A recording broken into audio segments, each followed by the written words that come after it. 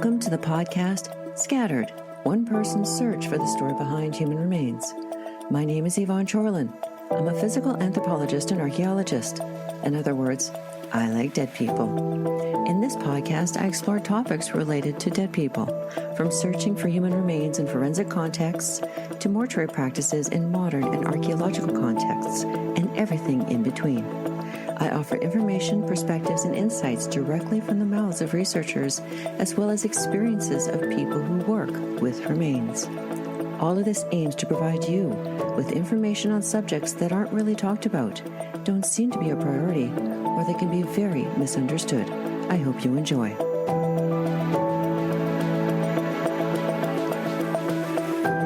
Hello, everyone, and welcome to yet another episode of Scattered. Thank you for being here and listening. I wanted to share that I am just thoroughly amazed that Scattered has lasted this long. We're now at 21 episodes and we're coming up on 3 years. There was a time early on that I was pretty sure that the podcast just wouldn't make double digits, but thanks to you, it has. The last episode, number 20, with Alyssa and Taylor talking about their experiences during a practicum at the Office of the Chief Medical Examiner, was one of the most downloaded episodes to date. It has about 2,500 downloads since it went live on June 23rd, 2023. So that's pretty good for 3 weeks. And it makes me very happy to see these stats because it lets me know that you like what I'm delivering to you. You like the content and you want to hear it. So thank you. Thank you for being here. Thank you for listening. If you like the show and want to contribute, consider buying me a coffee. God knows I drink enough of the stuff and it helps my brain work so I can come up with brainiac ideas. So go to buymeacoffee.com/YKJORLIEN. That's buymeacoffee.com/YChorlin. You can donate to the show by buying me 1, 2, or several cups of coffee at $5 a cup. Your donation will go towards hosting, the web hosting, and also my time, as well as transcription, whenever I find the time to do the transcription, and also for gas for traveling to research sites. If there's something in particular that you want to hear, though, feel free to reach out. I would love to hear from you. You can email me at ychorlin@gmail.com. That's YKJORLIEN@gmail.com, or go through the website, yvonnechorlin.com. So speaking of traveling to research sites, it is summer here in the Northern Hemisphere, which means it's fieldwork season. The third summer of the scavenging study is kicking off here in Alberta. Sherry Forbes and the team are at it again. Sherry and I are traveling around collecting and documenting the remains left over from those pigs we set out last year. And Sherry and the law enforcement members are setting up new sites this year. If you're unfamiliar with the scavenging study, we are investigating the scavenging and dispersal of remains in order to answer the questions: 1, how far are remains scattered? And 2, to where are the remains scattered? All in an effort so that law enforcement and searchers can recover as much potential forensic evidence as possible so that they can increase their chances of catching and convicting the bad guy, and also to return as much as possible to the next of kin. You can learn more about the Alberta portion of the scavenging study at yvonnechorlin.com/scavenging-study. So if you are curious about consulting archaeology, you are in luck, because today's guest will be of great interest to you. Marg de Guzman is a consulting archaeologist in Alberta and is owner of one of the consulting companies here. And it is called Circle CRM Group. She is also the founder of a new group to help female archaeologists pursue sustainable careers in archaeology, and that is fairfieldfoundation.com. If you go to .org, it takes you someplace else, so don't get tricked. It's fairfieldfoundation.com. And in line with this, if you didn't already know, I have written a book. Yes, I am a writer. The book is a novel inspired by my time as a consulting archaeologist, and it is called Memoirs of a Reluctant Archaeologist. Why reluctant, do you say? Well, it's because I like bones better than I like stone tools. So if you are curious, feel free to go to your favorite retailer If you like ebooks, you are in luck because, the ebook is on sale this month. It is free, for the month of July.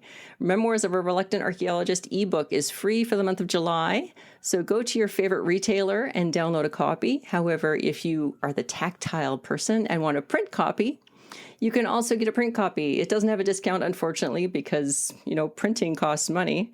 But it is available on Amazon as well as your favorite retailers. So feel free to go check it out. You can also go to my website and look under the Books and Stories tab. So without much further ado, here is my interview with Marg.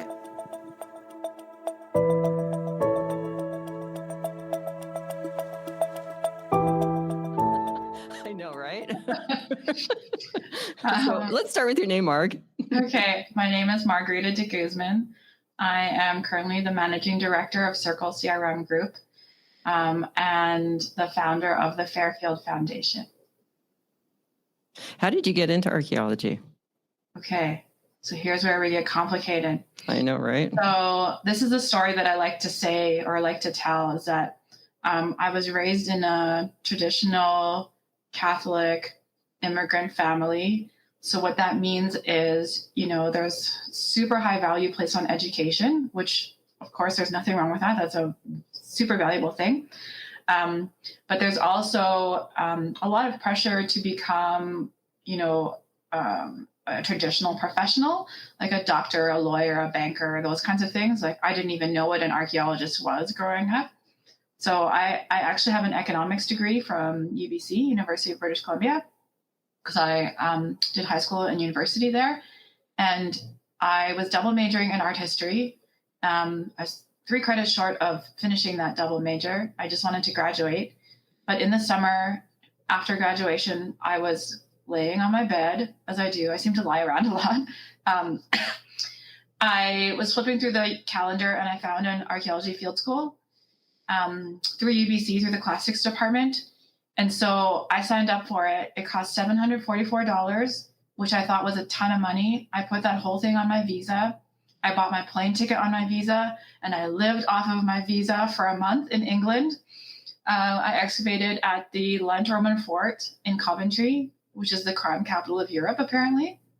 And it's interesting. There are a few working consulting archaeologists that have also been to the Lent. So it's some pretty good training grounds. So I went to the Lent in the summer of 1995, and I came home and I quit my job. I was supposed to be a broker for the spot foreign exchange market. I had a closet full of suits.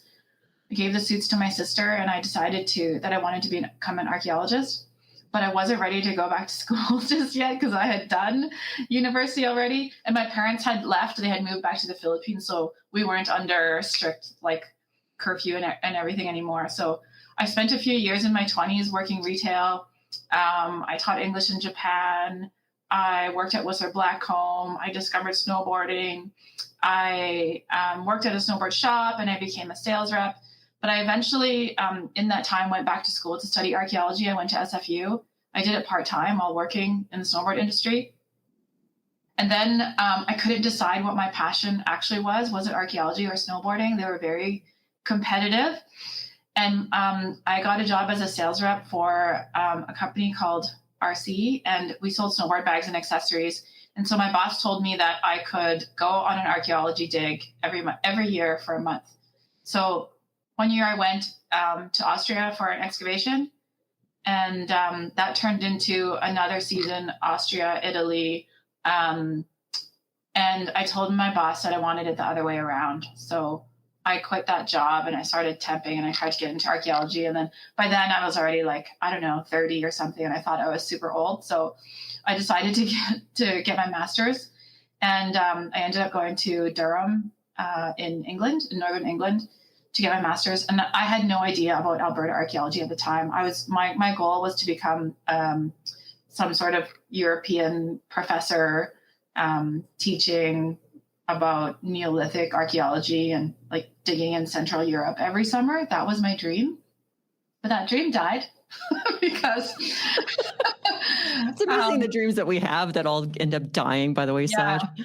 Well, number one, it's hard to be a student, right? You're just broke all the time. Yeah. And then certainly as an archaeologist, I started working in England as an archaeologist, and you're making minimum wage. They have a long history of doing commercial archaeology, and it's really great archaeology. So I feel like I really learned a lot, but I couldn't stay because archaeology was not considered a profession. When I applied for a job, Oxford Archaeology was willing to sponsor me. I applied for a position as a GIS technician. It paid like £11,000 a year. And the government said that I was taking a job from a UK national because the salary was equivalent to an unskilled laborer. So I couldn't stay, and I had to come back home to Canada. And lucky for me, that was during the boom. And I was able to get a job in Calgary for one of the more established consulting firms here. And that started my journey in consulting archaeology here in Alberta. Yeah, sounds like a journey. And I think, those of us who've been in archaeology for a while, that's, I don't know, I find that that's common. It's not a direct route. I think that those who knew about archaeology and wanted to do archaeology from early days, like even high school, those are rare. Yeah. Yeah, it is rare. It's interesting though, because I started late, there are a lot of business company owners who have done it through high school and went straight to university. And so by the time they're 30, they have a decade of experience. And wow. When I was 30, I was brand new to it. So I decided to learn really quickly. I was about the same age too when I started, so don't feel so bad. Okay, good. Yeah. And I was tired of being broke. I'm like, I need a job. I need a living wage. Yeah, no, I know that too. Yeah, I was in school for 10 years and student loan and bank debt. And it's just like, do you know what? I've had enough. Yeah. Time to get into the workforce and work on this. Yeah. There was an opportunity for me to do a PhD, but I didn't have any funding. And I didn't want to be that much in debt. So I decided against it. Yeah, that kind of debt can be draining on your mental and emotional well-being.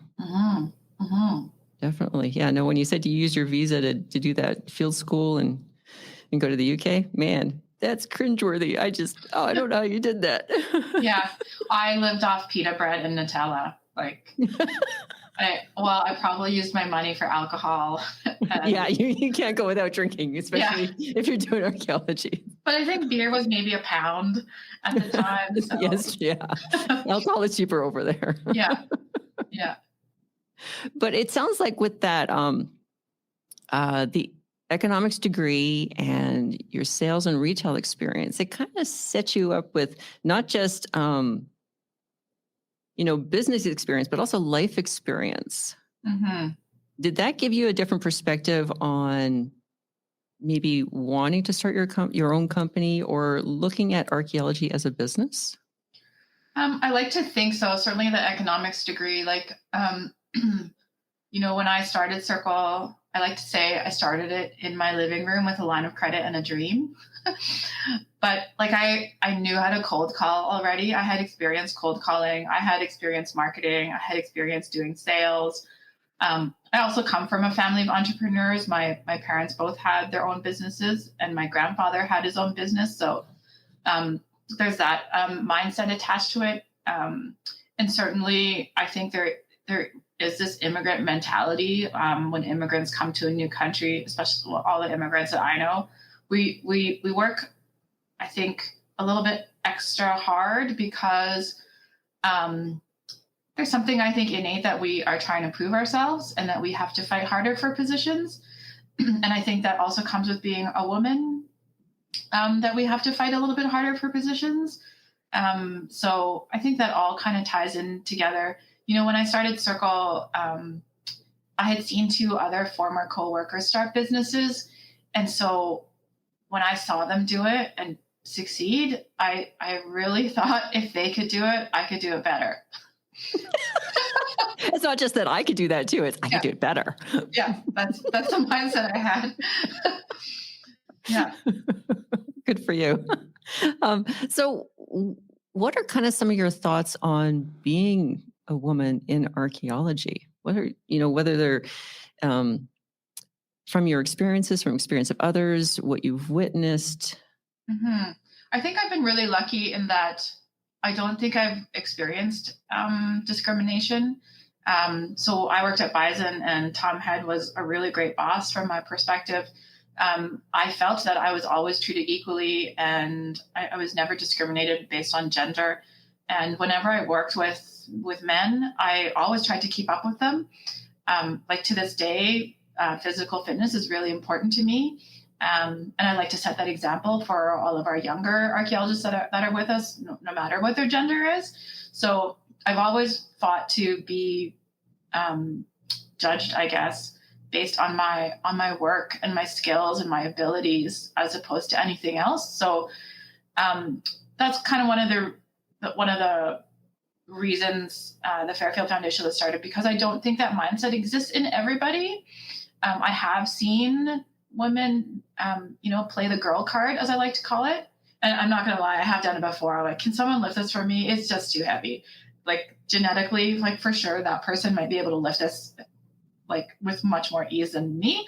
But I'm going to do my best to not play that card, because I do think that we are all capable of more than we think.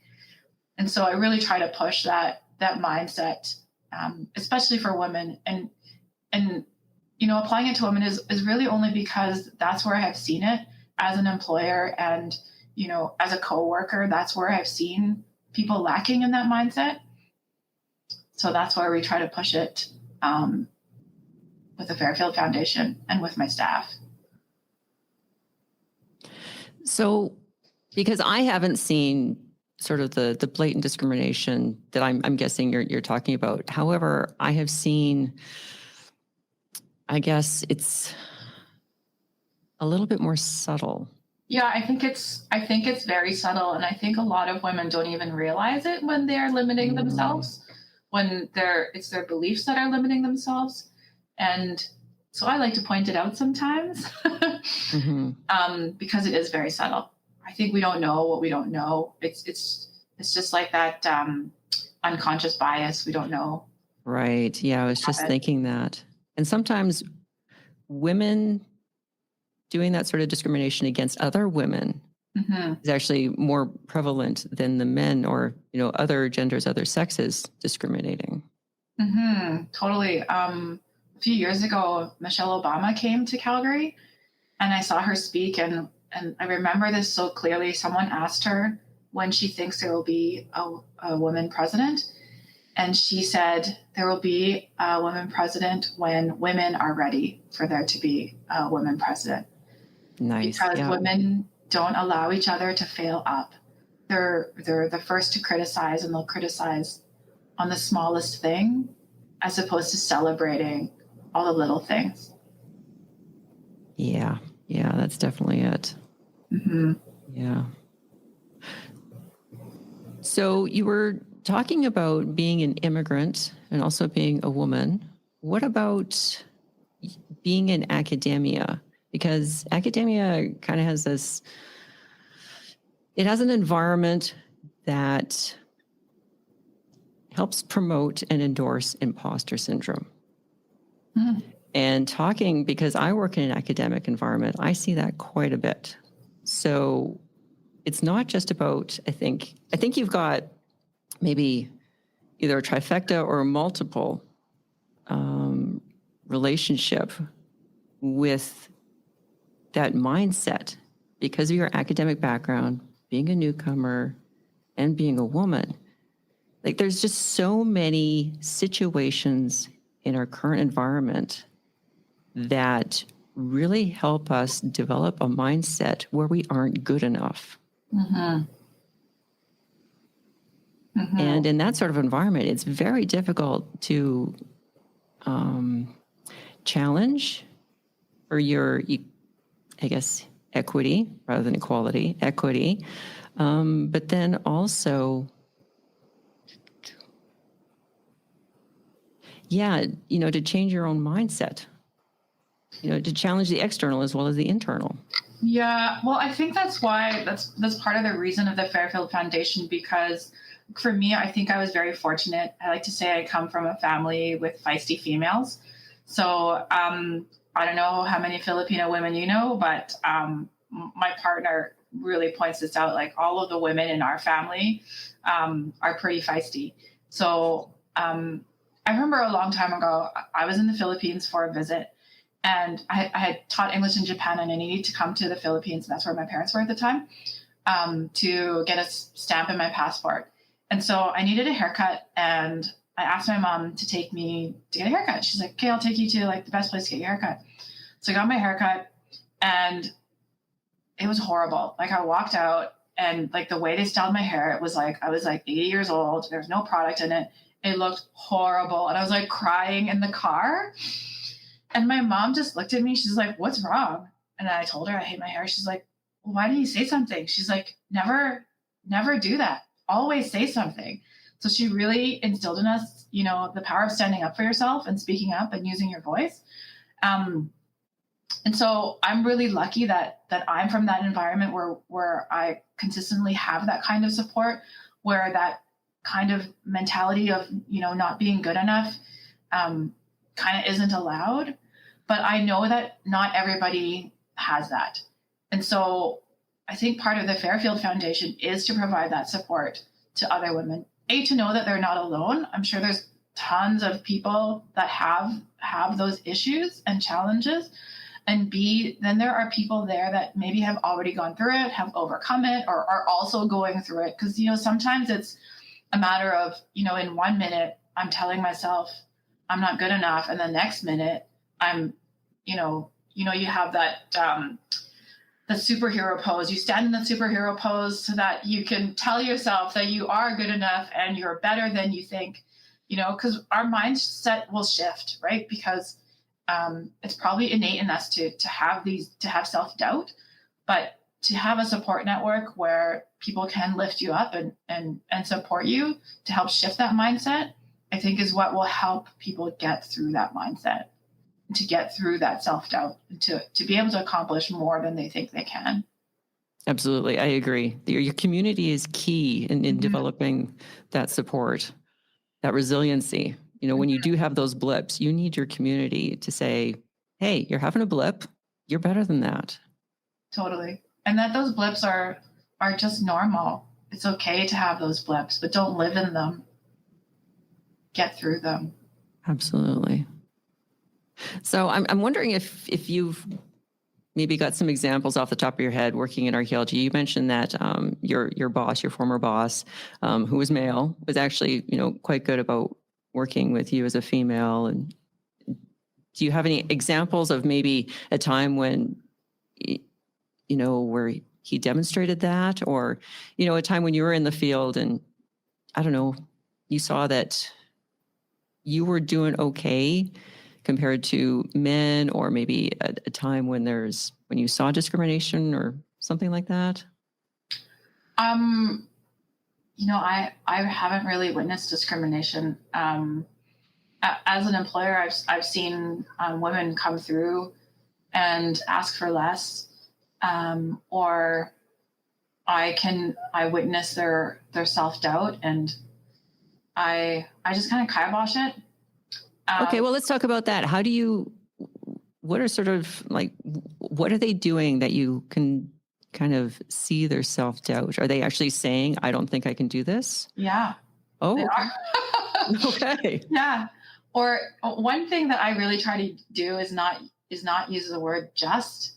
When you say, oh, I'm just a woman, or I'm just a junior archaeologist, or I'm just a new grad. The word just in itself carries a limiting belief. And so I really try to take that word away, and I point it out when people use it, you know, because it's basically allowing you to perform at a lower level. When, you know, if you're a new grad, we've had some amazing new grads that have performed, you know, as if they have been doing it for a decade. So that I don't let people use those as an excuse. I think one of our core values is continuously grow and be humble. And so you can be a new grad, you can be a woman, you can be, I don't know, whatever you want to think about that can be limiting. But once you allow yourself to have that limiting mindset, you're already limiting your ability to succeed. Your goals are already, lower than they could be. I really believe in shooting high, and an example of just taking that word away, taking just away, allows you to shoot for a little bit more. Nice. Yeah, I've worked with some pretty stellar just junior archaeologists or just students, and they turn out some spectacular work. Yeah, absolutely. Yeah, whether it's in archaeology or academia or whatever. And I mean, being at MRU, which is a teaching intensive institution, they're trying to get undergrads to do research. And so they're coming up against this limiting belief of, well, they're just undergrads. Mm-hmm. They do some spectacular work. Mm-hmm. So you're right, that just is very limiting. And we do it to ourselves. Mm-hmm. Yeah. So I'm wondering about that mindset and perhaps the minimization of your limiting beliefs when it came to starting Circle. Because not every archaeologist certainly is prepared to start their own company. What was the impetus for starting your own company? Yeah, that's a really good question, because there are a lot of great archaeologists out there that admittedly say they don't want to be a business owner. And there's also different levels of business owners. Like, we have 30 staff now, which is crazy. And there are some people that, don't want to be that big. There's a lot of different challenges that come with growing that company. At the time when I started Circle, I felt that I wanted to make my own rules and achieve my own potential. I felt that if I, went and just got another job, that it would be the same, and that my potential would be limited. And I saw that, because I saw those two other coworkers start their companies, I thought I saw so much possibility in it. It was definitely really hard. And I am very lucky in that I knew that I would never become homeless. I knew that I was employable. And I knew that if I ever ran out of money, I could call on my parents. I could move back with my parents, and they would feed me until I got back on my feet. So I'm really lucky in that way, in that I was able to take bigger risks than maybe other people could. I had a 6-month line of credit. I went to the bank and they gave me a 6-month line of credit. So I was able to pay my mortgage and eat. I was probably eating peanut butter a lot, but at that same time, that first year, I only had 5 projects. I worked Elections Canada that year for $6 something an hour. I worked as an assistant for Altamira, which Circle ended up acquiring in 2015. So I took on other jobs. It was never a be all end all for me. One of my really great friends, she gave me the best advice when I was starting Circle. She said to always keep an open mind. And so that was really important to me, that, if I failed starting my own business, that it was okay. There's always open doors. Even today, there are people that I got an email. Someone was recruiting for senior archaeologists somewhere, and I was like, wonder what that would look like. So I always keep an open mind, and I think that's really important to be open to all opportunities, no matter what. Even if the opportunity meant folding Circle to chase another dream, that was a possibility. It wouldn't have mattered. Of course, it would have had an impact on me, but keeping the open mind meant that it was okay to fail or succeed. That there was going to be another opportunity down the line, no matter what. So it was let's see how this turns out. And so it turned out well. But I always knew that I was employable. And when I didn't have work, I had work at Altamira. I could go work as an assistant. So it was not as risky for me as it would appear. It also kind of sounds like your definition of failure isn't a common definition. Yeah. Because you just mentioned, you could fold Circle and go get another job. And that doesn't sound like it's a failure to you. No, it's not. Yeah, it's something that I really believe in trying. And if it doesn't work out, that's okay, because it's better that I tried than to not have tried at all. So can you think of something off the top of your head that you might consider a failure? Because it sounds like your definition right now, from what I'm hearing, is that there is really no failure. It's just another opportunity, another branch in the path. Mm-hmm. So do you actually view anything as a failure?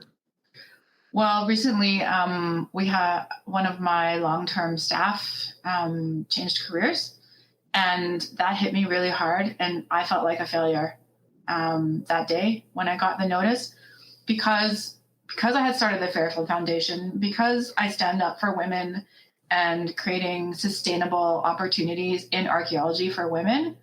I felt that I had failed because I watched one of my longtime archaeologists, who is a woman, leave archaeology. And if one of my goals is to keep women in archaeology for the long term, and one of my own staff was leaving, for me, that felt like a failure. Okay.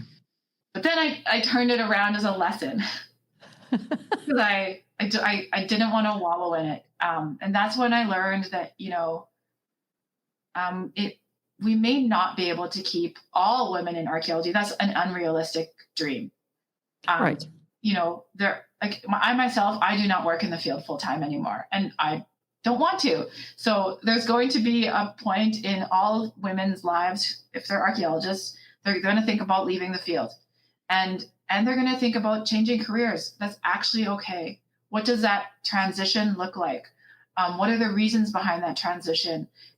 And it's totally okay to transition. We can't I want to say we can't succeed for everybody, but I really want to remove that word succeed, because it makes it sound like when people leave that they're failing, but they're not failing. They're just transitioning. Right. Okay. Yeah. But it was really hard news for me to take. I think I like to always try to fix people and make things better. So I didn't feel like I could. So it really felt like a failure, but I also really believe in that anything that we quote unquote fail at is really a learning opportunity. What can we learn from it? Nice. It sounds like you did just that. So this colleague that just left, how long was she in archaeology? 10 years. Do you know what? That's a pretty good stretch. Yeah, it is a pretty good stretch. I don't think either you or she failed at all, because that's a pretty good stretch. Yeah. Yeah. And it's interesting, the Fairfield, we recently had, not recently, I think it was earlier this winter, we had a panel on parenthood. Because those are one of the biggest challenges, because, we're away in the field a lot, so we're away from home a lot. And it was really eye-opening for me, because I'm not a parent, so I don't know what it's like to leave children behind for, days or weeks at a time. But it was really eye-opening, and it was really eye-opening, that for some women, that's a choice that they want to make. They don't have to leave their children at home, and they don't have to choose to leave the field. What's important is that they were able to make that choice for themselves, as opposed to having the choice made for them. Right. Yeah. Yeah, I think that's a key word, is choice. Mm-hmm. It's knowing that you have the choice. Mm-hmm. That's a powerful freedom. Mm-hmm. And it's something, and I think I mentioned this to you, that when I was in archaeology, it was getting towards the end, and I think it was the final straw that broke the camel's back for me. Was one of the people that I was working for and with told me that if I wanted people, plants, or pets in my life, I shouldn't be in archaeology. And that was said to me right straight to my face. Yeah, that's horrible. It is horrible. Yeah. Yeah. And who wants a job where you have to cut out essentially your community and your sense of well-being? Because that's what people, plants, and pets are. They're your well-being. Yeah. So I was being told that, if I wanted a sense of well-being, I shouldn't be in archaeology. Yeah, that's horrible. Yeah, it's pretty ridiculous. It's definitely hard, but it's totally doable. Yeah, I think there's, with any discipline, with any career, anything anybody does, there's always another way that you can do it. Mm-hmm. It's just a matter of putting the time and energy into it. There is always another way. Mm-hmm. And one of the things that came up in that parenthood panel was that you have to be willing to have discussions with your employer. For us as business owners, it comes from the top down. We have to be able to offer that open door and that flexibility. For us, we really try to allow people the days off that they want, to attend the weddings that they want to, whatever they feel is important in their life. It's not for us to judge how important that event is. So we try to offer that flexibility. It's still really hard for sure. But I think that helps, because I know back in the day, like 10, 15 years ago, people just went where they were told. And sometimes you wouldn't know until the day before. Absolutely. Yeah. It's like you're on call. Yeah. Yeah. Yeah. So how, as an employer, do you, because we talked about, the hairdressing experience, and your mom's saying that you need to say something, and that puts the onus on you to say something and stand up for yourself. So how do you, as an employer, help engender that in your employees, that they need to stand up for themselves when it comes to parenthood, asking for days off, that sort of thing? Because as an employer, you can only go so far and say, yeah, I'm approachable, we're offering this, but then it's up to the employee to then say something and do something about it. Mm-hmm. Yeah, that's really hard, because certainly, we want our employees to be available all the time, 24/7. Those are the best employees. But it's they never tire out. They never go hungry. They never need to use the bathroom. Yeah, they don't believe in days off. But that I realize that how unrealistic that is. And I also see, like, I burned out. I know what burnout feels like. And my biggest fear is seeing all these people burn out and then leave for good, right? So I'm trying to be proactive about that and preventative. So I really think that it's not just about, my door is open, come in anytime. It has to be about, how are you today? We have a weekly pulse check. We have a weekly meeting, and everyone gives their pulse. And if their pulse is low, I will reach out to see how I can help. And we have a monthly check-in as well, that they give a pulse check, and we ask a few questions. So we try to get a read on how our staff are doing. If I see, I was going to say a red flag. If I see a pink flag, I will reach out and encourage our senior staff who act as mentors to reach out. Because sometimes as an employer, you can read between the lines. You can kind of get warning signs when people aren't doing so well. Let's unpack that a little bit. What does a pink flag look like to you? What are some examples? Well, I can tell if someone, if someone is always a 10 out of 10 and suddenly they're a 7. A 7 is still really good. I'm like, hey, you're normally a 10. Like, what's going on? So is this like a little informal survey that they do? Yeah. Where they rate themselves? Yeah. Yeah. Okay. Or I can see if people's performance isn't as good as it normally is. If they start to make more mistakes than normal, I can tell. Or if sometimes people will just emit a bit of not sadness, but you can tell they're in a different mood.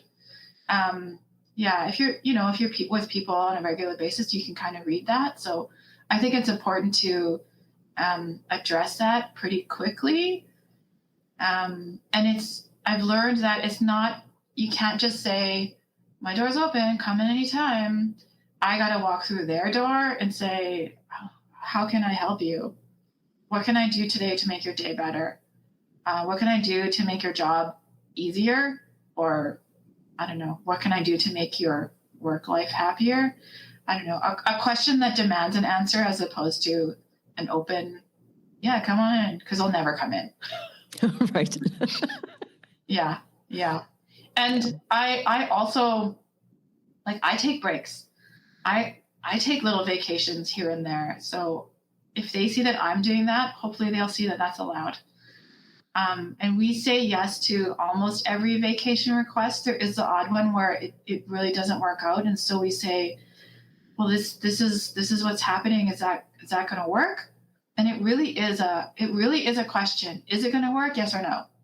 If it's not going to work, we'll find a workaround. So we try to be really proactive about that. We try to plan 30 days ahead. And people have days off booked like into October. So I really believe everything's about planning. So if we can plan, then we can really help everyone's situation to get a bit more work-life balance. Nice. Well, geez, you're actually making archaeology almost sound attractive again. We're hiring supervisors right now.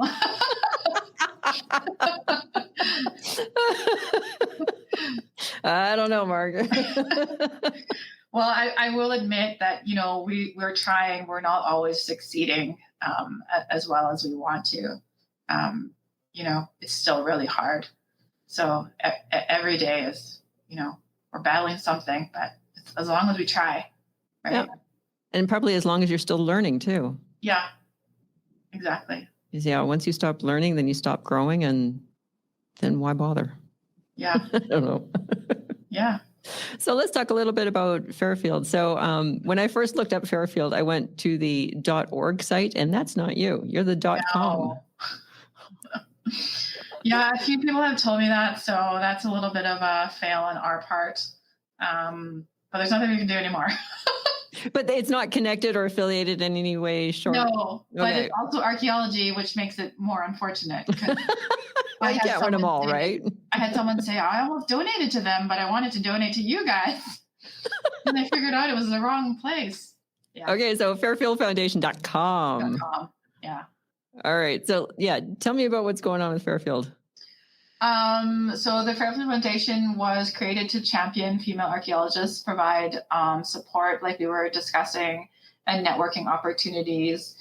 It was born out of, I've always had a passion for helping women as a woman, and archaeologists as an archaeologist. But it's called the Fairfield Foundation because we eventually wanted to be able to extend outside of females and archaeology. Like initially we referred to it as the Female Archaeology Foundation, but then the acronym was FAF and we didn't like that. So we changed the name. During COVID, I hosted an online Women in Archaeology panel with the CAAs. And we had Keisha Supernaut, Jenny Lewis, who owns Cleanza, Lisa Rankin at Memorial, Emily Fay, who's a curator in Manitoba, and I'm forgetting something. Oh, and Holly Martel, who owns TMHC in Ontario. So we had a really great panel discussion. It wasn't recorded, but it was so amazing. And those women were so amazing that, there was an impetus to keep those conversations going. So I kind of took it upon myself to do that. And I wanted it to have, obviously I didn't want it to be a circle thing. I wanted it to be, and national, and I wanted it to be for everybody. So it's a separate, it's not quite a separate entity right now, but it's a separate entity. But we got a bunch of these women who were on the panel and other women. So we have founding directors from across Canada. I just utilized my network. And we had a soft launch event at the CAAs in Edmonton. So there are a few women from there that reached out to me in person and said, I want to be part of this. So, we have people across the country, BC, Manitoba, Ontario, Quebec, in the Maritimes, and in the Yukon. Don't have anyone in the Northwest Territories yet. So we have founding directors from across the country representing consulting and academia and museums. So it's really great to have this small community to start with. And then we surveyed them all to say, what do you think the Fairfield Foundation should represent and what should we do? And one of the key things was actually mentorship, that they wanted to mentor young and junior archaeologists. So we created a mentorship program. We launched it kind of late because we wanted to do it 3 times a year, January, May, and September. So we rolled it out like in April, which is too late for May. So, our first one officially, I guess, starts in September. So we have, you can go to our website and you can sign up to be a mentor or a mentee. And a mentor, you really need 5 years of experience or more, obviously. And there's a questionnaire about like what your experience is, where your expertise lies, that kind of thing. What time zone do you live in, that kind of thing. So I think the mentorship program will be really interesting and really key, because that's what we really want to do to have touch points with other archaeologists. Because right now our website doesn't really have much information yet. We have a lot of goals, like a blog, annual events at the CAAs. We wanted to do monthly virtual panels, but monthly became too complicated. So we were going to do quarterly, but now it's field season. We're like, we can't do one during the middle of field season. It's no one's going to go. So it's very much an evolving thing, but certainly one that, a lot of people stand behind. I think it's really important. It's hard because it's, obviously volunteer based. So, we're asking people for a few hours of their time every month, and people get really busy. So yes, they do, especially during field season. Mm-hmm. Mm-hmm. Yeah. Hey, but you know what? You've got the goal and you've got the premise and you're working towards it. And yeah, you're finding out, how people want to engage and the limits. So, that's all good learning stuff. Yeah. I really enjoy it. I love seeing the impact it has. Like when we had that in-person event in Edmonton, we were supposed to have a panel of 3 people. So I would moderate 3 other archaeologists, and 2 of them got COVID, so they couldn't come. So it was just myself and Lorraine Bryant, who's the municipal archaeologist here in Calgary. And we were like Oprah and Gail, just sitting at the front asking each other questions. But you could see everyone looking at us and the smiles on their faces, and you could tell there was some inspiration happening there. And some of them talked to us to say how happy they were. So I thought it was a really great feeling. I really felt like I was giving back, that I was doing something outside of just archaeology. I use the word just there. Yeah, something outside of archaeology where we could make an impact and inspire some young people. It felt really good.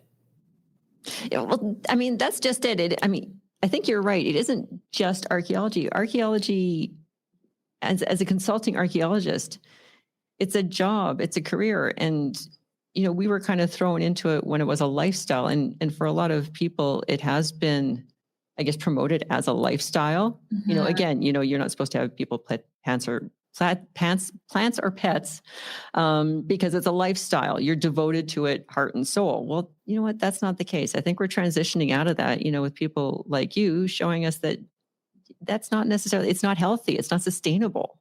Mm-hmm. Yeah, it's definitely not sustainable. I see that in some of our more seasoned archaeologists. The fatigue is compounding. Every fall you can see how tired people are. And then when the season starts, yes, they're excited, but they're already anticipating what October is going to feel like. And that fatigue is compounding. And, as they get older, they might want to start a family. They might want to, plan their life, go camping every now and again. Like you said, like that well-being kind of disappears if all they do is work. Mm-hmm. And I'm trying to do that for myself. So I can't do that for myself and not anybody else. And it's difficult too, because when you're in that lifestyle, your community is within that job. You don't really have a community outside that job. So it's reinforcing that lifestyle. So if you want to break out of it, you almost need to develop a community outside of archaeology, which is next to impossible being in archaeology. So it's really tough when you're in it. So I'm glad there are people like you that are showing us that it doesn't have to be that way. There is another way. Yeah. I think it's the only way we're going to sustain this industry. There have been some studies that show, right now there's a shortage of archaeologists. So, and there's been studies that's just going to increase, right? Especially senior level archaeologists, because there's not as many archaeologists going through postgraduate programs. And as you know, in Alberta, if you want to be a permit holder, you need a master's degree, and there's not as many people going through master's programs. And if they are going through master's programs, do they want to become permit holders, right? Maybe they're taking the academic track because they're, correct me if I'm wrong, but, most universities, that's what they tell people, that, you should become a professor, that's your career trajectory, right? It isn't often sold the consulting trajectory. And certainly not any trajectory that will move you past being in the field full time, right? So that's the other thing we're trying to convince people, that there are opportunities outside of that. You can stay in archaeology and get out of the field. We need employers. We need employers to provide those opportunities. We have quite a few office staff.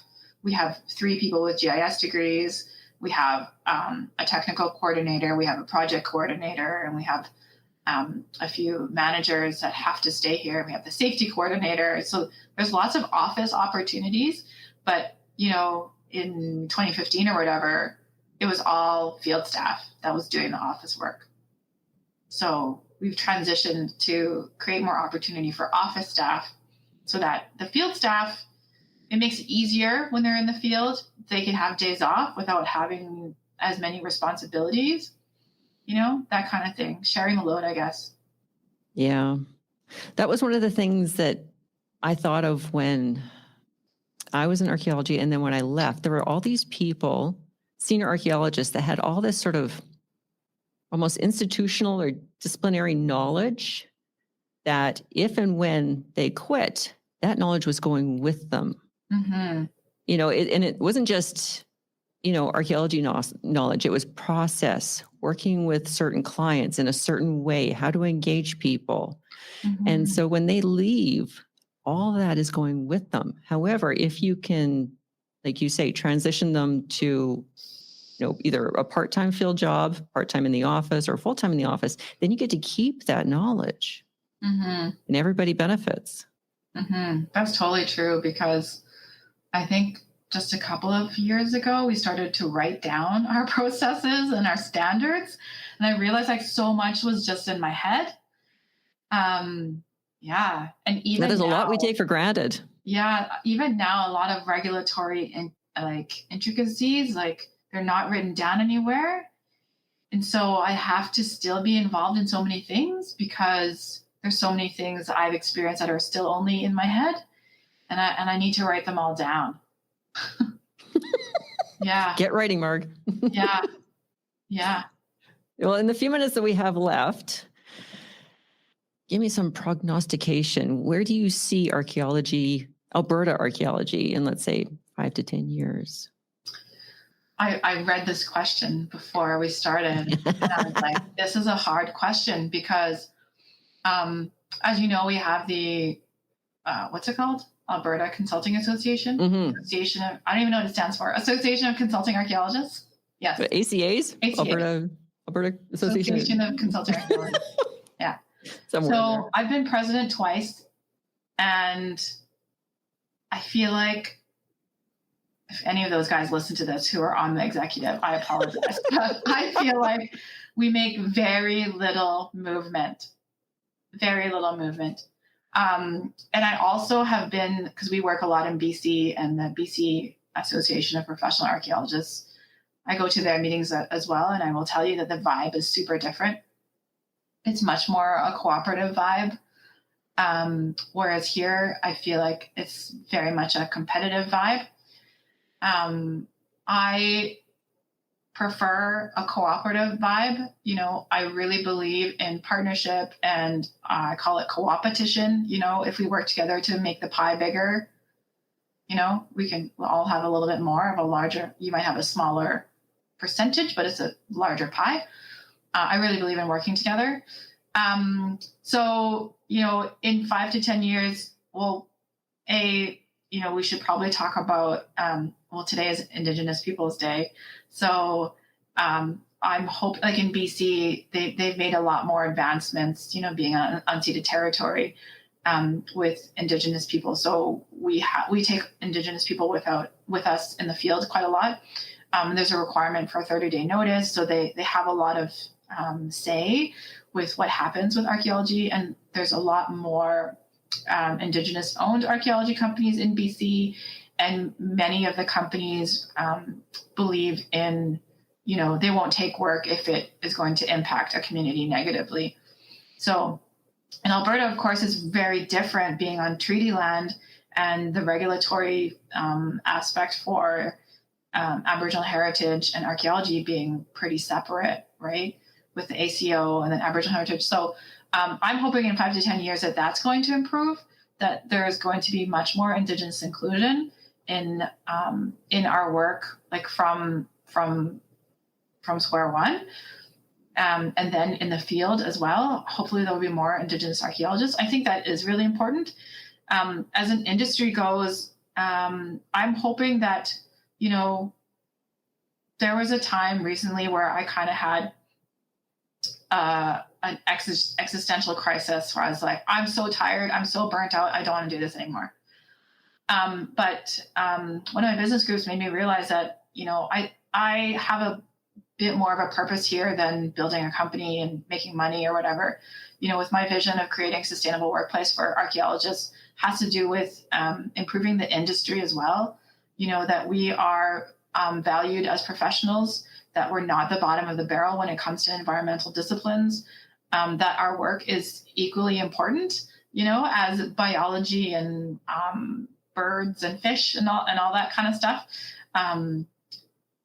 Side story, I was in a kickoff meeting once for a project, and they showed all of the rates for all of the disciplines. Oh, yeah, that hurts. Yeah. And mine was half of all the other discipline leads, and it was lower than the administrative assistant. Ooh. And I was like, wow, we have some work to do here, Yeah. So I hope that in 5 to 10 years, I don't know if it will happen. I feel we move so slowly. There's a lot of resistance. I think, that whole concept of failing up, we don't have that here as an industry. And so we're not failing up. We're just standing still. We can't advance as a profession if we don't allow ourselves to fail up, because we need our industry to be more valued relative to all the other disciplines. Archaeologists also need to make a living wage and be able to buy a house and have a family and afford all of those things, So I think our industry needs to be improved. And that's what I'm hoping for in the next 5 to 10 years. Archaeology improving as a profession and having more Indigenous inclusion, and it not being such a burnout lifestyle. Yeah, no, I hear you. I wish you the best of luck because, even though I walked away from archaeology, 10 years ago now? Yeah, just over 10 years ago. It doesn't sound like a whole lot has changed, which is a shame. Yeah. That's why, those are hopes. I don't know if they'll happen in my lifetime. But I think, we do what we can do.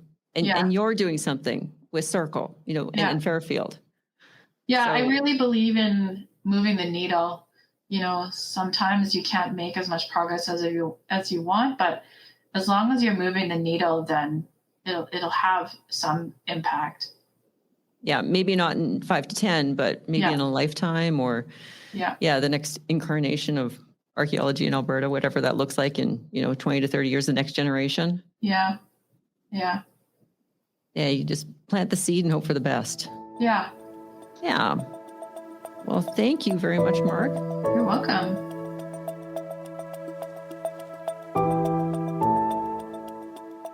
If you want to learn more about consulting archaeology in Canada, and not that romanticized version you see in Indiana Jones, although who doesn't like Indiana Jones, then consider picking up my book, Memoirs of a Reluctant Archaeologist, available in print and ebook from most major booksellers.